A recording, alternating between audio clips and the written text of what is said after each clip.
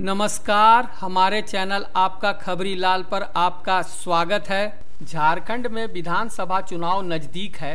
राजनीति में रुचि रखने वाले और न रखने वाले सभी के मन में एक बात जरूर आती है कि इस बार झारखंड में किसकी सरकार बनेगी। झारखंड में मौजूदा राजनीतिक परिस्थितियों और समीकरणों को समझने के लिए 2019 के विधानसभा चुनाव के नतीजों से ज़्यादा हाल ही में संपन्न हुए लोकसभा के चुनाव ज़्यादा प्रासंगिक लगते हैं, क्योंकि 2019 की परिस्थितियां काफ़ी अलग थी। बीजेपी को अपने ही नेता सरयू राय की बगावत से लेकर सहयोगी दल आजसू के नेता सुदेश महतो की जिद बहुत भारी पड़ी थी, लेकिन पूर्व मुख्यमंत्री रघुवर दास को ओडिशा राजभवन भेजने के साथ ही सरयू राय को दरकिनार कर और आजसू से दोबारा गठबंधन कर बीजेपी नेतृत्व ऐसी सारी ही मुसीबतों से पहले ही उबर चुका है और लोकसभा चुनाव में उसका असर भी देखा जा चुका है। बेशक 2019 के पिछले चुनावों के मुकाबले बीजेपी को 3 सीटें कम जरूर आई है, लेकिन जैसा कि लोगों में माहौल था कि हेमंत सोरेन को जेल भेजने से सहानुभूति लहर से बीजेपी को भारी नुकसान होगा,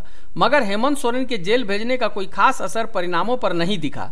बीजेपी 8 और सुदेश महतो की पार्टी 1 सीट पर जीतने में सफल रहे। हेमंत सोरेन की गिरफ्तारी का कोई खास असर नहीं दिखा, क्योंकि झारखंड मुक्ति मोर्चा को 3 ही सीटें मिल पाई और पिछले चुनाव से तुलना करें तो 2 ही ज्यादा मिली है। कांग्रेस को भी पिछले चुनाव के मुकाबले इस बार 1 सीट का फायदा मिला है और उसके हिस्से में 2 सीटें आई है। फिलहाल झारखंड की सियासी हालात अब काफी बदल चुके हैं, खासकर हेमंत सोरेन के जेल से छूटने के बाद। अब तो झारखंड में चंपाई सोरेन को हटाकर हेमंत सोरेन फिर से मुख्यमंत्री की कुर्सी पर बैठ भी चुके हैं।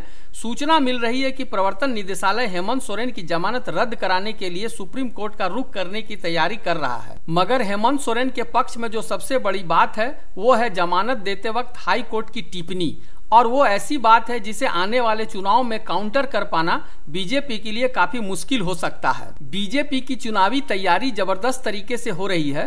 बीजेपी की गंभीरता को ऐसे भी समझा जा सकता है कि केंद्रीय मंत्री शिवराज सिंह चौहान और असम के मुख्यमंत्री हिमंत बिस्वा शर्मा को पहले से ही चुनावी प्रभारी और सह प्रभारी बनाया जा चुका है और उससे भी पहले से बाबूलाल मरांडी मोर्चा संभाले हुए हैं। हेमंत सोरेन के जेल जाने के बाद बीजेपी को झारखंड में भी करीब करीब वैसा ही डर होगा जैसा दिल्ली में अरविंद केजरीवाल की गिरफ्तारी से संभावित असर का।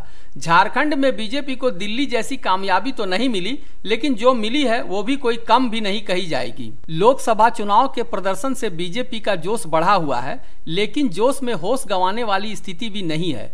यूपी में बीजेपी का जो हाल इस बार हुआ है, इससे लगता है कि बीजेपी अपनी पुरानी चमक धीरे धीरे खो रही है और मोदी के नाम पर वोट मिलना अब पक्की गारंटी नहीं है। और विधानसभा चुनाव में तो वैसे भी स्थानीय मुद्दे हावी रहते हैं। झारखंड की राजनीति में जयराम महतो का उभार भी बीजेपी के लिए एक चुनौती के समान है। हालांकि बीजेपी के वोट बैंक पर जयराम के उभार का कोई खास असर नहीं होने वाला, क्योंकि जयराम के पारंपरिक वोट वही है जो झारखंड मुक्ति मोर्चा और आजसू के है। लेकिन गौर करने वाली बात यह है कि आजसू झारखंड में बीजेपी की सहयोगी है और उसके सीटों में होने वाली कमी का असर बीजेपी के झारखंड में सत्ता में आने की संभावना पर तो होगा ही।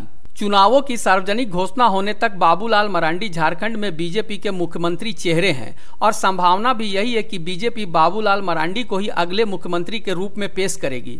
2019 की हार के बाद बीजेपी को भी जरूरत महसूस हुई और बाबूलाल मरांडी तो जरूरतमंद थे ही। बात चली और बाबूलाल मरांडी झारखंड का अध्यक्ष भी बना दिए गए। बाबूलाल मरांडी को वापस लाने के साथ ही बीजेपी और भी आदिवासी नेताओं को मोर्चे पर तैनात करने का विचार कर रही है, जिसमें एक बड़ा नाम तो राज्य के मुख्यमंत्री रह चुके अर्जुन मुंडा ही हैं। अर्जुन मुंडा के साथ साथ और भी आदिवासी नेताओं को चुनाव लड़ाने की संभावना जताई जा रही है, ताकि आसपास के सीटों पर उनके चुनाव लड़ने के प्रभाव का फायदा उठाया जा सके। ऐसे नेताओं में प्रधानमंत्री नरेंद्र मोदी के पहले कार्यकाल में मंत्री रहे सुदर्शन भगत, पूर्व सांसद गीता कोड़ा, अनुसूचित जनजाति मोर्चा के अध्यक्ष समीर उरांव, अरुण उरांव, सुनील सोरेन और ताला मरांडी जैसे नेताओं का चुनाव लड़ना करीब करीब तय माना जा रहा है। जेल से रिहा होने पर पार्टी कार्यकर्ताओं से मुखातिब होने पर हेमंत सोरेन ने जोर जोर से कहना शुरू कर दिया कि ये बात पूरे देश में किसी से छिपा नहीं है कि मुझे एक मनगढ़ंत कहानी बनाकर 5 महीने तक जेल में रखा गया। असल में हेमंत सोरेन के बढ़े हुए आत्मविश्वास की वजह है उनकी जमानत मंजूर करते वक्त झारखंड हाई कोर्ट की खास टिप्पणी। कोर्ट का कहना था, प्रथम दृष्टया सबूतों को देखते हुए ये मानने की वजह है कि हेमंत सोरेन कथित अपराधों के लिए दोषी नहीं हैं। अपने विजय सभा सह कार्यकर्ता सम्मान करने के साथ साथ बीजेपी नेता बाबूलाल मरांडी जिस तरीके से हेमंत सोरेन को टारगेट कर रहे हैं, उससे भी लगता है कि बीजेपी के लिए यह सब कितना मुश्किल हो रहा है। बाबूलाल मरांडी का कहना है कि जनादेश जनता की सेवा के लिए मिलता है, लेकिन इंडिया गठबंधन सोरेन परिवार को बचाने में लगा हुआ है। सोरेन परिवार बाकी के आदिवासी परिवारों को सिर्फ अपना पिछलग्गू बनाकर रखना चाहती है। साफ है, भ्रष्टाचार के आरोप लगाते हुए बाबूलाल मरांडी हेमंत सोरेन को परिवारवाद के कटघरे में खड़ा करने की कोशिश कर रहे हैं। लेकिन चुनाव के दौरान जब हेमंत सोरेन हाई कोर्ट की टिप्पणी बार बार दोहराएंगे तो बीजेपी उसका कैसे काउंटर करेगी। कुल मिला जुलाकर बीजेपी और जेएमएम दोनों ने अपने लिए चुनावी भाषण का स्क्रिप्ट तैयार कर लिया है। अब देखना यही है कि किसकी बातों का ज्यादा असर जनता पर होता है और जनता किसके हाथों में झारखंड की सत्ता सौंपती है। अगर आपको हमारी खबर पसंद आई तो हमारे चैनल को लाइक, सब्सक्राइब कर लें और बेल आइकन जरूर दबा लें ताकि आगे की खबर आपको मिलती रहे।